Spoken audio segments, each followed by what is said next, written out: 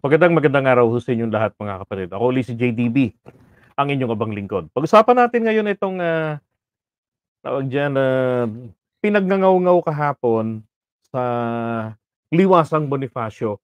At saka actually hindi lang po ito kahapon, Mayo pa lamang this year, sina Maharlika sinasabi na po na si Bong Dasa daw yoong, confidential informant nito ni Morales.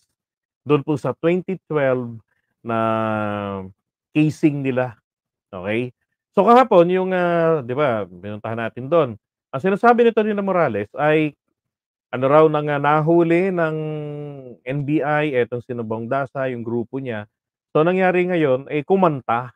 So parang, palit ulo, okey, palit ulo raw. So ang itinutsu raw ho nito ni Bong Dasa ay si PBBM. So sabi ko nga, kung 'di ka pala tanga talaga. So, ibig sabihin, napilitan eto ano lang ito, this is just for the sake of the argument, okey? Na, ah, sabihin natin, itinuro, okey, bakit? Kasi may kinatatakutan, gano'n, 'di ba? Pero kung titignan niyo, hindi dapat ito maging ano, hindi dapat ito maging, masabing, credible to pin down PBBM. Bakit? Unang-una, sabi na nga niya, nahuli, tapos, nagturo, inilaglag si PBBM. Isa pa, gusto ko lang din pong i-pinpoint sa inyo. Alam niyo po ba na eto pong si Bong Dasa ay hindi po lamang kaibigan ni PBBM, 'di ba? Nakikita niyo rin sa taas, 'yan, tama ho. 'Yan ho ay pinsan pa ni PBBM at napakamalapit sa kanya. Yung picture na nakikita ninyo sa aking tabi, may number 17. Noon pong, inauguration ni PBBM, reserved seat po 'yan para sa kaibigang namatay. Kaibigan niya, pinsan pa niya na namatay. Oh, 2016 ito namatay, si Bong Dasa.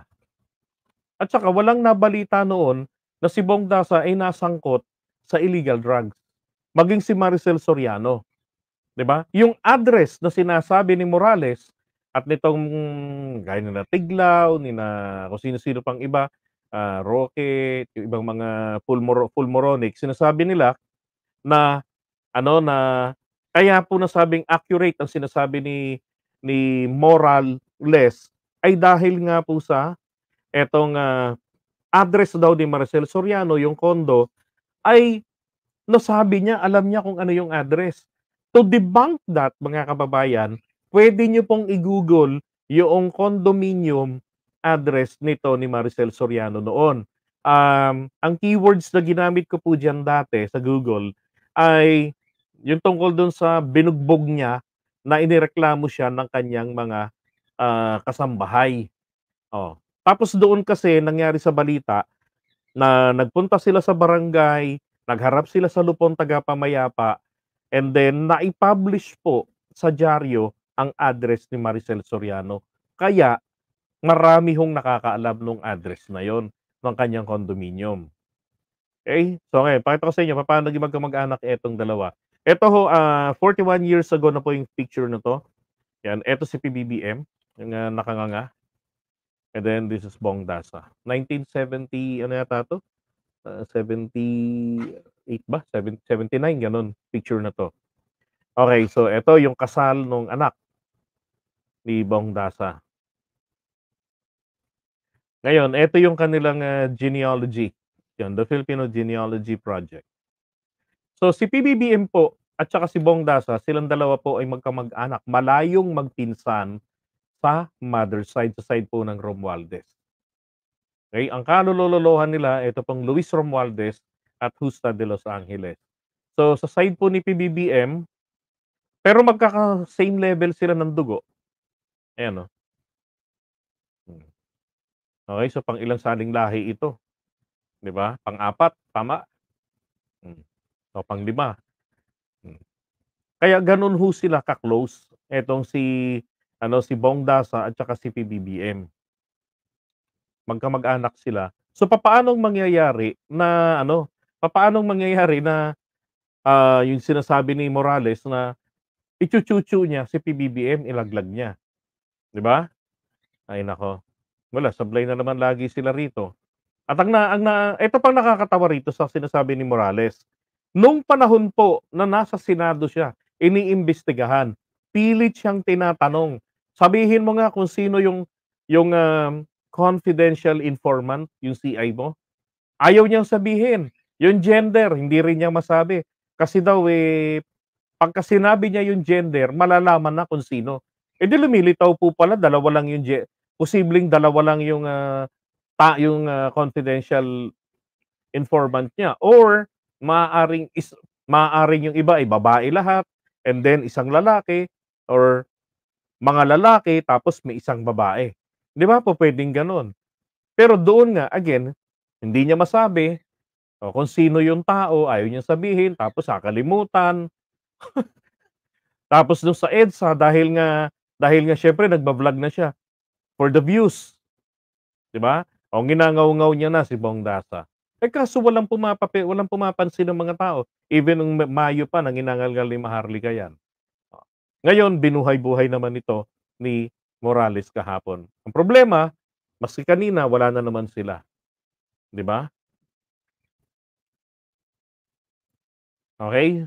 Hindi ako naniniwala sa sinasabi ni Morales, not because na wala siya talagang credibility. Kasi 'di ba, kaka-guilty lang na naman niya sa korte. Oh, alam ko inapilan niya 'yon. Dahil po sa perjury na ginagawa niya noon na mga aresto sila tapos, ire-report nila na legitimate yung operation na ginawa nila sa mga incheck. Tapos, parang sa San Fernando, Pampanga yata 'yon.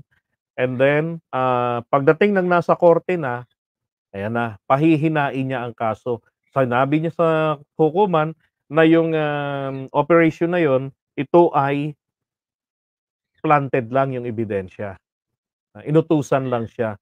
Ang tanong, magkano kinita niya dun? 'Di ba kasi bakit ka magre-report ng, genuine yung operation ninyo tapos planted lang pala, 'di ba? Oh, so dun po siya naman binawian ng, PIDEA. Wala, eh. Parang si Kati Binag lang ito, eh.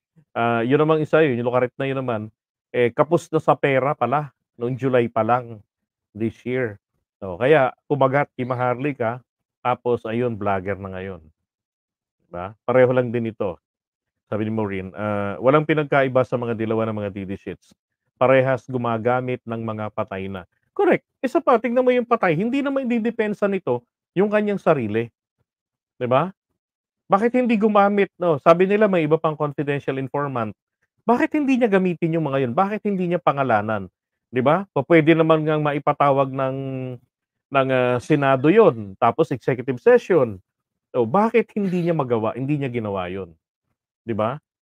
Siguro ang, nakita ko lang kasi rito, iniisip nila noon yung paglabas niya, yung pagngawngaw niya, akala niya mauuto na yung taong bayan katulad nung panahon ni ERAP, 'di ba, na naging banal-banalan na naman ng mga Pilipino, na mag-people power na naman tayo.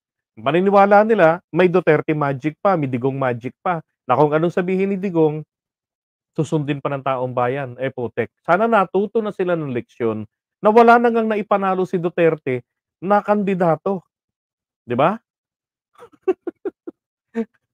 Sabi ni Ron, "Paano mabubuksan USB, bobo nga."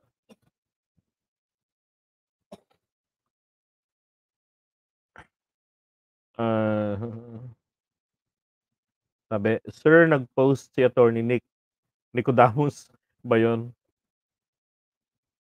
Nick Nangit 'yun, nakausap ni attorney si Gloria Diaz pero wala nga lang pinost na nag-usap, sila." Okey, so nonsense. Wala naman palang pinag-usapan. Wala naman palang pinost, 'di ba, na kung ano yung pinag-usapan nila. May nabasa rin kasi akong ganyan, ang sabi dun, mabuti pa and then nga pala narinig ko yung kay Morales kahapon, mabuti pa ay, kausapin daw si Gloria Diaz. Sa tingin niyo naman kaya, sasabihin ni Gloria Diaz na, oo, nagda-drugs yan si Bong Dasa. Ang ginagawa po nila ngayon, haharasin nila yung tao. Katulad ng ginawa nila dito kay pangalan nito, ah, Maricel Soriano, na hinaras nila, isinangkot nila, nang sa gano'n matakot yung tao, sumunod sa kanila, sumang-ayon. Eh, ang problema hindi naging gano'n yung sitwasyon, 'di ba? Hmm, ay naku. Kaya ito lang ma-suggest ko lang kay Morales, galingan mo pa. Nagmumukha ka na lalong tanga. Mismo yung kahapong rally nila, sinisigaw na nung mga tao ro'n, oh, Marites na 'yan, Marites na 'yan. Eh, kasi nung una ayaw, gusto niya tawagin daw nating iko-code niya na, Bravo Delta. Nung sinabihan na ano na, Marites na 'yan, ginanahan naman, Bongdasa daw. Ay naku, wala talaga si Morales, may amats lang talaga ito. Okey, so iwan na natin ito si Morales.